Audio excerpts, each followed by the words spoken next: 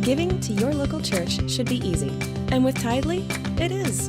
Just download the app and securely register your credit or debit card. You're done. Now you can give during church services or anywhere else. Use Tithely to give a one-time gift or set up recurring donations. It's that simple. It's fast, secure, and easy to use. Tithely, the simplest way to give to your local church.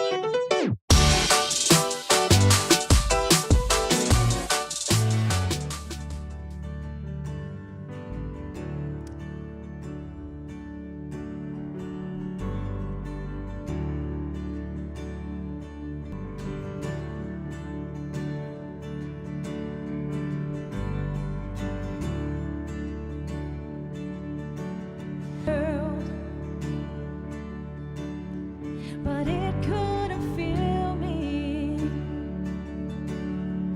Man's empty praise, treasures that fade are never enough. Then you and put me back together,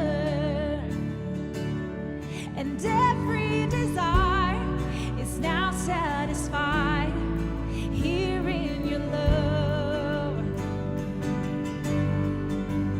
Oh, there's nothing better than you. Oh, there's nothing better than you.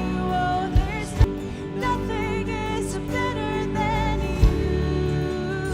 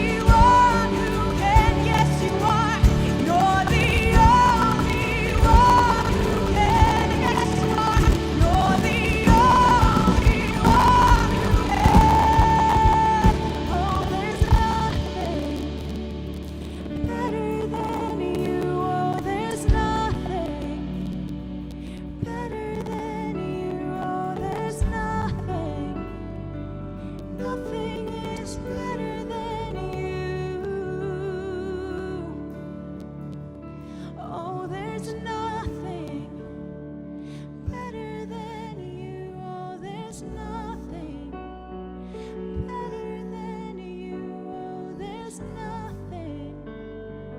Nothing is better than you.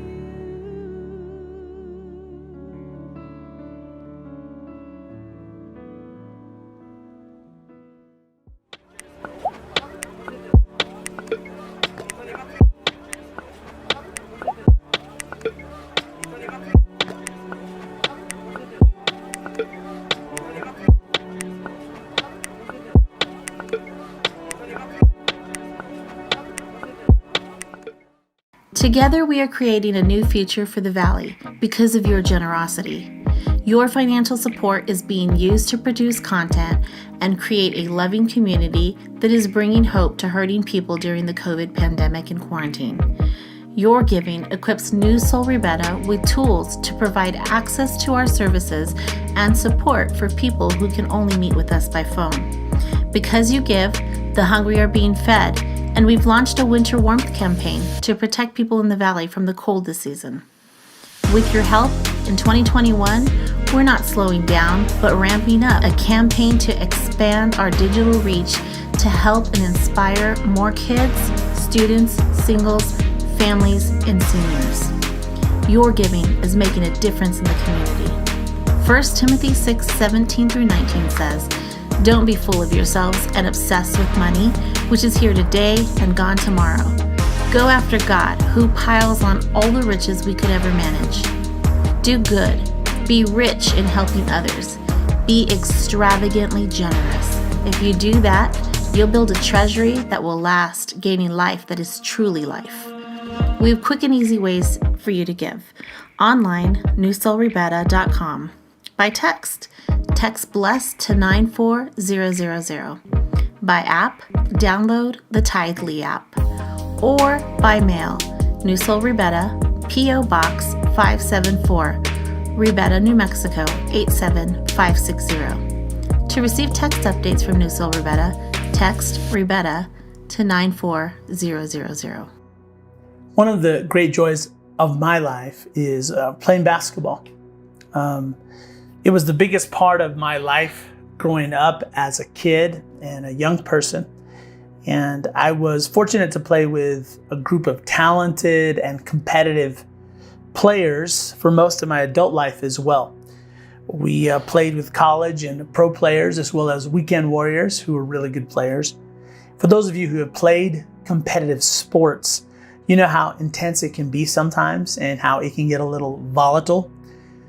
Most of us were good friends and developed a really tight bond and could handle those volatile moments when the competition got a little too intense. And when we did, we could apologize and move forward. But once in a while, someone would come in to play with us who was a little bit of a hothead, had a short temper. These guys would play angry. They would talk trash. Every time you'd score on them or keep them from scoring, they would take it personally. And their anger would just increase. Playing with people like this was always very unpredictable. Sometimes they would kick the ball or slam the wall. Sometimes they would push or hold you as a player or foul you hard to keep you from scoring. Playing against people like that always made me want to talk trash right back. They inspired me to change the way I normally played to make sure I scored on them more. I wanted to shut them up, make shots in their face, put it right in their eye. Their mean way of playing inspired me not only to beat them, but to try to humiliate them. They definitely changed the way I played. Have you noticed that mean people tend to gain a measure of control in your life? By mean, I'm talking about angry or harsh, unpleasant, sometimes deceptive people. They control us with time or money or their attitude, their sulliness, they just don't speak. They just look away. You never know what they're thinking. They don't open up to you. Maybe it's someone who is unkind to our kids or our grandkids. These are the kinds of people that when you see them coming, you just want to avoid them. From time to time, and let's be honest, all of us can be the mean person that somebody else thinks of. In this series, friends, we have been talking about how to successfully manage the most important things in life, and that is our relationships with other people. Today, we're going to talk about how to respond to the mean people in our lives, because all of us eventually will have to deal with mean people. It's important to know how to deal with them ahead of time and to have a plan, because if we're not proactive before we interact with mean people will gain a measure of control over our lives. We'll talk about them on the phone with someone on the way home. We're thinking about them in the shower, like we're thinking about the things we're going to say to them. We're angry at them. We're replaying what they did over and over again in our minds. It's why we try to avoid them, because mean people keep us off balance. When we're off balance, we're forced to compensate, right? When you're pushed off balance, you need pressure to go the other way, forced to go the other way to keep you upright. When we're hit with unkind or hurtful words or actions, it knocks us off balance. And our natural tendency is to get back on balance by using unkind and hurtful words and actions in response.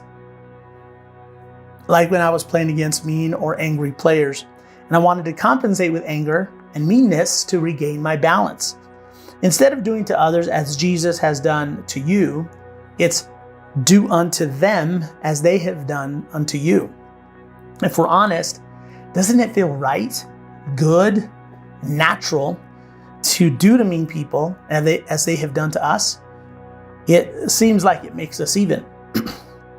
When a mean person knocks us off balance, sometimes we compensate somewhere else and with someone else in our lives. Have you noticed this? We'll say, hey, I'll take it out on you because I can't take it out on my boss, my enemy, my ex, the person who cut me off on the freeway, men, women, the government, people at school. How often do you take your anger and frustration out on somebody other than the somebody who you are really angry and frustrated with? We end up living by this rule: do to others as others have done to me. It's actually fun to daydream about what we could do to them, but getting even with someone makes us even with somebody we don't even like. We end up becoming just like them. So what can we do? We can't ignore them because they won't stop. It might even give them more power over us. If we get even, it makes us even with someone we don't even like. So what do?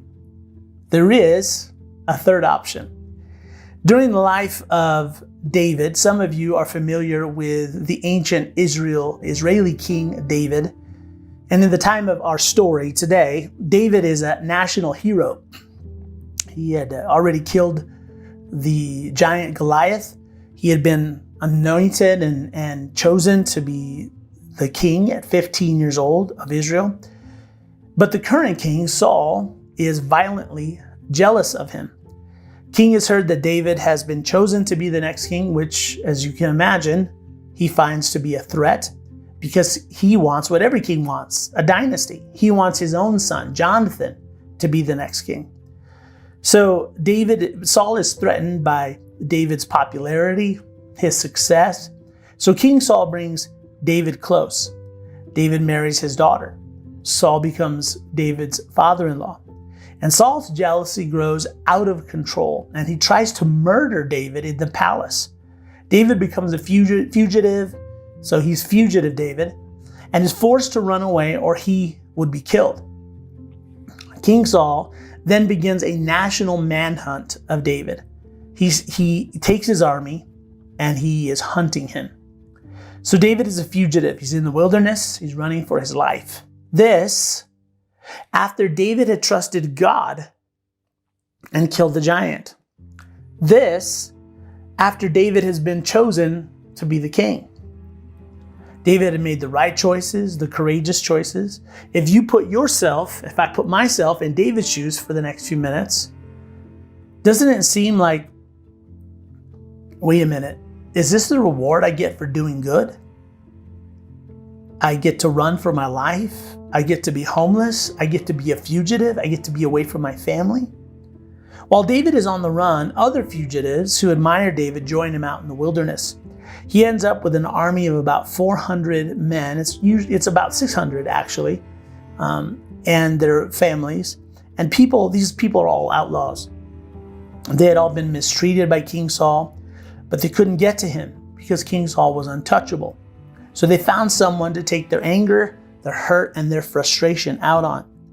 A certain man in Maon, who had property there at Carmel, was very wealthy.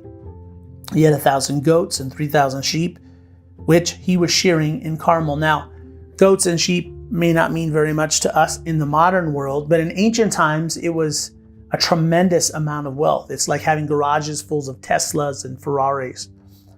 Sheep shearing season, say that 3 times fast, in the ancient world is where the wealthy get to see how much wealthier they just became. It's like a financial report. The rich get richer. Shearing day is where you found out how much more wool was available as product for you to sell to add to your wealth. So this is a good day. This wealthy man's name was Nabal, and his wife's name was Abigail. She was an intelligent and beautiful woman, but her husband was surly and mean in his dealings. His name actually means heavy, Nabal. He was a load, a burden, a pain to deal with. While David was in the wilderness, he heard that Nabal was shearing sheep. He heard about this celebration of wealth for Nabal. So he sent 10 young men and said to them, "Go up to Nabal at Carmel and greet him in my name." David sends these 10 men and tells them to use his name. People knew who David was in ancient Israel. And say to him, "Long life to you, good health to you and your household, and good health to all that is yours." It's a formal ancient greeting that basically says, "I come in peace." David is about to ask Nabal to share some of his wealth, his extra, with David and his group of an army that's with him. This is why David is even asking for this. He's asking for help. And you might think, well, why would he even think to ask? Well, this is why. Now I hear that it is sheep shearing time. When your shepherds were with us, we did not mistreat them, David and his army. The whole time they were at Carmel, nothing of theirs was missing. While your shepherds were watching over their flocks by night, basically, we were right there surrounding you, protecting you. We kept enemies away. We kept animals away. We didn't let anything get taken from your wealth, your flocks. We didn't take anything from you. Because we were there, you increased your wealth. Part of your profit is due to our protection. Ask your own servant, David continues in his message, and they will tell you, therefore, be favorable toward my men, since we come at a festive time. Please give your servants and your son, David, whatever you can find for them. Look at his language. Please give your servants and your son. He's humbling himself and asking for help. He's homeless and he's hungry. He lowered himself. He asked for whatever extra Nabal could spare with him during his time of extra and wealth that they had in part because of David and his men. When David's men arrived, they gave Nabal this message in David's name, and they waited. And they waited. Nabal makes them wait and wait. While David and his men are hungry and desperate to even be making this request, he makes David's men wait. Now, David was not the kind of man you mess with. He was a very violent man. If you grew up in church, you might have this image of David as a shepherd boy with a harp singing songs to God. And that is part of David's story. But the other part is that David would routinely go and raid enemy villages. And when he did, he would slaughter every man and woman there. Whenever David attacked an area, he did not leave a man or woman alive, but took sheep and cattle, donkeys and camels and clothes. David was a dangerous and violent man, even by ancient standards. So finally, Nabal responds. Nabal answered David's servants. He says, "Who is David? Who is this David? Who is this son of Jesse? I don't know who you are." Many servants are breaking away from their masters these days. He's saying, "I don't think David's a big deal. Who is he? I don't care who he is. He's a servant breaking away of his master. Maybe he should go back to King Saul like a good boy. I didn't ask for his help. I don't need his help. I don't want his help. Why should I take my bread and water and the meat I have slaughtered from my shearers and give it to men coming from who knows where? No, is your answer. You're dismissed. Where are you from, anyway? You and David are no one from nowhere." David's men turned around and went back. And when they arrived to where David was, they reported every word. And David's response? David said to his men, "Oh, well, it was worth a try." Actually, it's not what he said at all. He said, "Each of you strap on your sword." So they did. And David strapped his on as well. About 400 men went up with David. You mess with me, and you will see. You're going to pay. Notice that Samuel, David's biographer here, points out the little detail of David's sword. David's sword was unlike any other sword. It belonged to Goliath, the giant. It was a reminder, a physical, visual reminder that David didn't need to fight his own battles, that he had a power beyond himself fighting for him. It was a visual aid of God's promise and protection in his life. He didn't need to do things himself. He could turn to God for help and know that God would come through. But David, of course, like us, he's forgotten the story of the sword. Right now, he's just angry and he's hurt about how his life is going. He's a fugitive from King Saul. And Nabal has picked the wrong guy at the wrong time to mess with. If David can't make King Saul feel some pain, Nabal is certainly going to feel all of David's anger and his hurt. Think about it. 400 soldiers. This is a massive overreaction. This was going to be a slaughter of epic proportions. You've heard that hurt people hurt people. Well, this is hunted people hunt people. David's biographer lets us in on what David is thinking. He's building up a head of steam as he's riding towards Nabal and his camp. He's going over and over in his mind what he's going to do because he's not quite sure that this is what he's supposed to do. He's preparing himself. Like when you have those imaginary arguments in your car on your way home or to work or to school. I know I've had them. You're thinking about what they'll say and then what you'll say and how you'll zing them back, how you'll win and they'll lose and the crowd will roar. David is talking to himself. He's saying, it's been useless.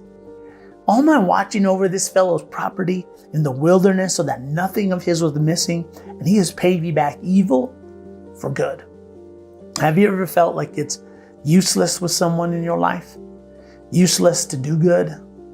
Useless to be good? David's going over all he did for Nabal and how he doesn't deserve to be treated like this. David is sick and tired of doing good only to keep getting paid back with evil. He will not be taken advantage of this time. Not this time. This time he's going to repay evil for evil. He's going to kill them all. David even invites God into the situation. May God deal with me ever so severely if by morning I leave alive even one male of all who belong to him. So he's working himself up into a frenzy. He's in the right mental state to do some damage. I'm going to kill his servants. I'm going to kill Nabal. I'm going to kill all his sons. So far, there is no hero in this story. It just keeps going from bad to worse. So suddenly our hero appears.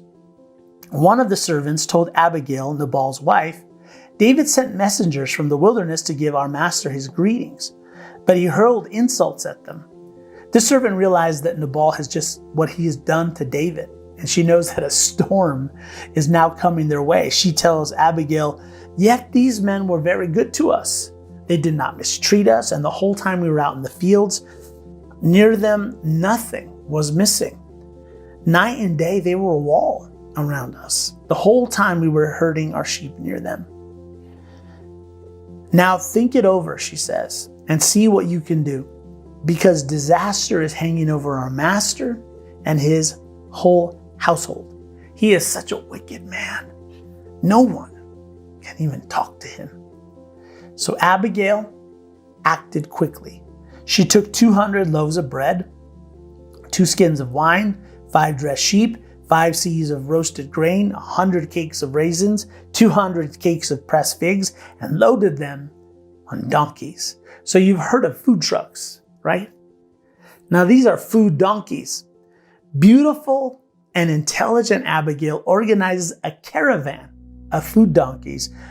Together, they're overflowing with delicious goodies, favorites like fresh bread and sweet cakes and the best wine. Then she told her servants, "Go on ahead, I'll follow you." But she did not tell her husband, Nabal. And then Abigail probably gets herself looking her best and gets on her donkey and goes to meet David and his men in the road. As she came riding her donkey into a mountain ravine, there were David and his men descending toward her, and she met them. David and his 400 men are locked and loaded for battle. David is mumbling to himself about how he's not going to take injustice anymore and convincing himself why this massacre is a good idea. And as he turns the corner, he sees a caravan of donkeys, food donkeys in the distance. He might have even smelled the fresh bread, that aroma wafting up into his nostrils. And in front of this parade of food is a beautiful woman riding on a donkey towards him.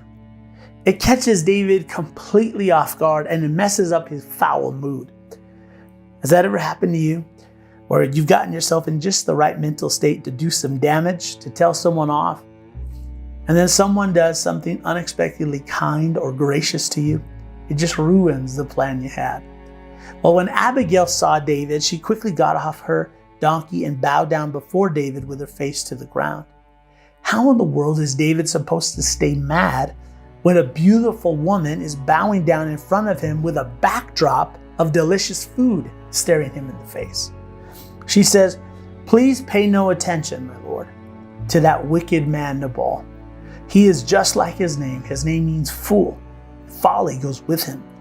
And as for me, your servant, I did not see the men that my lord sent." She says, "You're not wrong for being angry, David. Nabal was wrong. I didn't know about what he said to your servants. If I did and I had been there, I might have been able to do something about it, but I wasn't. It wasn't my fault." And then she does something brilliant. She speaks to the man that she hopes David is. She says, "Since the Lord has kept you from bloodshed and from avenging yourself with your own hands." Abigail is like, "The Lord has kept you from bloodshed, David." And David's like, "He did?" Ladies, you should take note of this. This will work on us, even when we know what you're up to. It's like a Jedi mind trick. "Honey, you're so patient with the kids. I know you're going to do the right thing." He'll be like, "I am?" "Honey, you're such a great planner and you're so creative." "I am? Yes. I can't wait to see what you've got planned for my birthday." David, Abigail is saying, "You're not the kind of person who needs to take matters into his own hands, right? You're not the kind of person who overreacts and kills people just to get even, are you?" "I guess I'm not," David says. She gives him credit for being better than he actually is. "And let this gift which your servant has brought my lord be given to the men who follow you." Abigail did good for someone who was about to do evil to her. This completely ruins David's plans. How do you murder and pillage people who are bringing you the very things you are going to steal? The Lord your God will certainly make a lasting dynasty for my Lord, because you fight the Lord's battles and no wrongdoing will be found in you as long as you live. Again, David is like, I do? She's like, yes, you do. You don't have to fight your own battles, David. God takes care of you, right? You fight his battles, not your own. And then she speaks to the 15-year-old David inside of him. She speaks to that shepherd boy inside that was called to be a king. Abigail speaks to that boy who trusted God to help him fight and kill a 9-foot giant that the entire nation was terrified of. She says, even though someone is pursuing you to take your life, the life of my Lord will be bound securely in the bundle of the living by the Lord your God. This is interesting Hebrew language. But the lives of your enemy he will hurl away as from the pocket of a sling. She's talking about two things here. One, she's talking about Saul, and she's talking about the moment when David killed Goliath. Everyone knew the story of why King Saul was pursuing David, and they knew the story that David had been anointed to be king, and they knew about the story about David killing Goliath. She is saying, even though someone is hunting you to take your life away, your life is tucked away securely in God's wallet, or like at the bottom of a lady's large purse, way in there. Your life is safe. You're going to be okay. She is talking to the 15-year-old David. Fugitive David may have forgotten about that David living inside of him. The David with God-inspired dream for his future. The David who felt and knew the presence and call of God on his life. The David who only had God and it was enough. Abigail is saying, remember God's past faithfulness. He took care of you. You don't need to get even, David. For the Lord your God is with you. She essentially asked David this question. Years from now, when you're looking back at this season of your life, David, what story do you want to tell when this moment is nothing but a story that you tell? When the Lord has fulfilled for my Lord every good thing he has promised concerning him and has appointed him as ruler over Israel, my Lord will not have on his conscience the staggering burden of needless bloodshed or of having avenged himself. David, Abigail is saying, God is going to keep his promise to you. Have you forgotten that God has promised to be good to you always? You will be king. And when that day comes and you look back on this day, what story do you want to tell?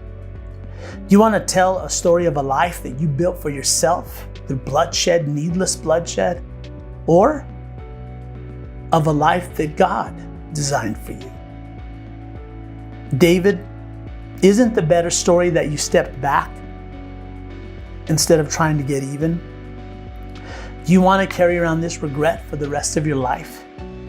And so David comes to his senses. He's about to act like somebody he doesn't even like. And he says, may you be blessed for your good judgment and for keeping me from bloodshed this day and from avenging myself with my own hands. Abigail, David is saying, you had good judgment. I did not. Then David accepted from her hand what she had brought him and said, go home in peace, Abigail. I've heard your words and granted your request. All of us need an Abigail in our lives, don't we? We all need somebody who can talk us down. You need someone who has access to those parts of your life that you keep everyone away from. And when they show up in our lives, we should be like David and be wise enough to listen to them. If we're honest, some of our greatest regrets could have been avoided had we listened to the Abigails in our lives. Sometimes it's a boss, a teacher, a friend, a parent, a child, even a spouse. What if we listen to the people who speak to our preferred future, to the man or woman we hope to be and want to be? They remind us that what we want immediately sometimes is going to get in the way of what we want ultimately. That what feels right now may haunt us later. So David turns around and Abigail goes home. When Abigail went to Nabal, he was in the house holding a banquet like a king. He was in high spirits and very drunk, and she told him nothing at all until daybreak. Then in the morning, when Nabal was sober, his wife told him all these things. His heart failed him, and he became like a stone. Maybe he got a panic attack. Then something happened that probably never entered David's mind. Maybe he forgot that these kinds of things were even possible. About 10 days later, the Lord struck Nabal, and he died. Do you have room for the unexpected, spontaneous acts of God in your life? That God might have a solution that is better than you would have ever dreamed or imagined. David didn't have to do anything. God did something. So in our story, we have Nabal, who repays evil for good, and he's maniacal. We have David, who repays evil for evil. He's predictable. And we have Abigail, who repays good for evil. She's remarkable. If you're not a Jesus follower, you're the captain of your own ship. Do your own thing. Do what you think is good for you. But if you're a Jesus follower, not just evangelical or a Christian or someone who uses God to get what they want out of him, then you have been invited to follow him.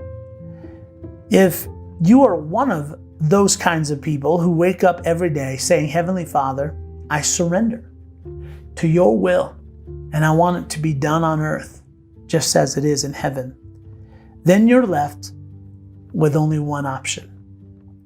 That option is remarkable, because we have been on the receiving end of remarkable, haven't we? Except we don't call our Abigail Amazing Abigail. We call it Amazing Grace. While we were still sinners, doing the worst things imaginable, the worst things so bad that we hope no one finds out about, Jesus died for our sins. He paid the price so that we wouldn't have to. He received our punishment so you and I could receive mercy. What he asks of us is to follow him. He asks you to love your enemies, to do good to those who hate you, to bless those who curse you, to pray for those who mistreat you. Let's read that again. Love your enemies. Do good to those who hate you. Bless those who curse you. Pray for those who mistreat you. You mean tolerate and ignore? No. Not just not be unkind, but to actually do good to those who hate you. If we're honest, we don't even spend much time praying for people who are good to us. And Jesus would say, I don't want you to do something to meet people. I want you to do something for them. Because that's how you keep from becoming like them. There's a bonus. Not only do you not become like someone you don't like, but you become like your Father in heaven.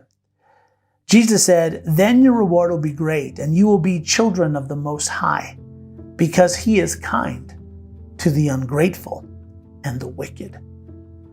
Think about this. Even if you don't do it, what would it look like for you to return good for evil to the mean people in your life right now? What would that look like?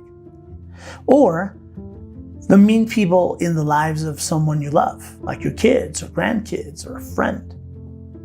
Now, living this way and following Jesus may not change the mean person, but it will change something in you. It will set you free. Do you really want to get close to God and grow spiritually? Do you want to be changed? Do you want the reality of God's presence in your life? Then do this. Live this way, and you will get to know and see the reality of God in your life. You will become like your Father in heaven. Oh, and by the way, when David heard that Nabal was dead, he sent word to Abigail asking her to become his wife. Abigail quickly got on a donkey and, attended by her 5 female servants, went with David's messengers and became his wife. I just figured you needed to know that. And they lived happily ever after. The end. Actually, it was a little more complicated than that, but it is the end of our time together today. Don't miss next week. I love you. I'm proud of you. Worthy of every song we could ever sing. Worthy of all the praise we could ever bring. And you're worthy of every breath we could ever breathe. We live for you, Jesus.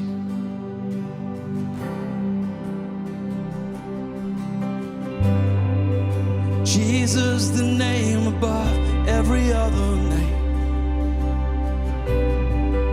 Jesus, the only one who could ever save. Yeah.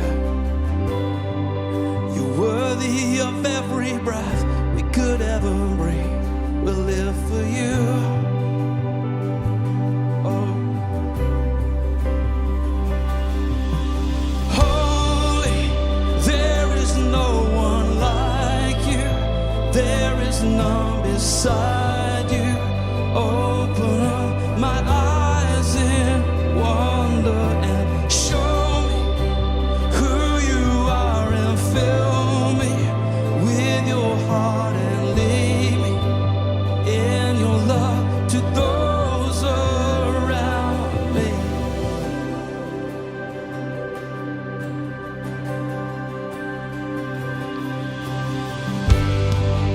Jesus, the name above every other name. There's no other.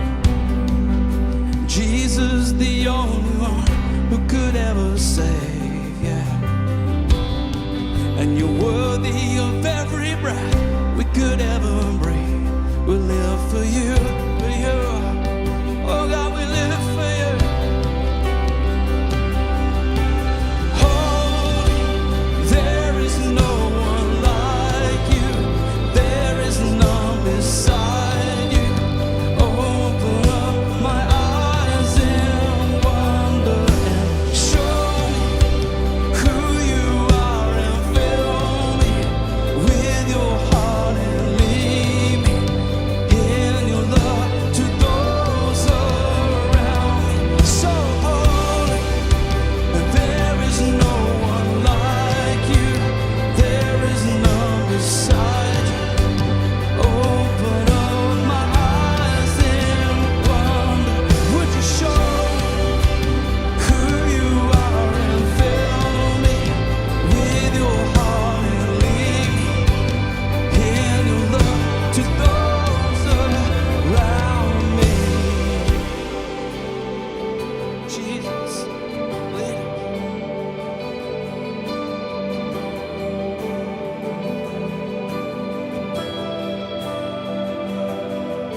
And I will build my life upon your love. It is a firm foundation, and I will put my trust in you, oh Lord, and I will not be shaken. Yes, I will build my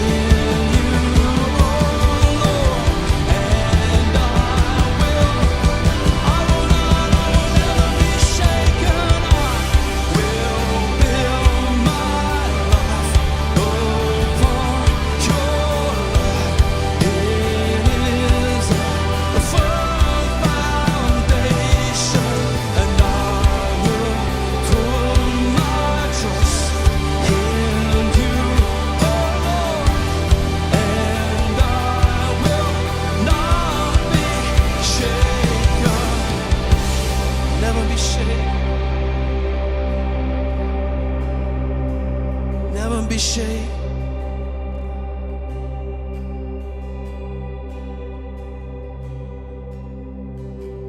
Everything that can be shaken will be shaken, but the unshakable will remain. So I will build my life upon your love. It is a firm foundation, and I will put my trust in you, oh Lord, and I will not be shaken.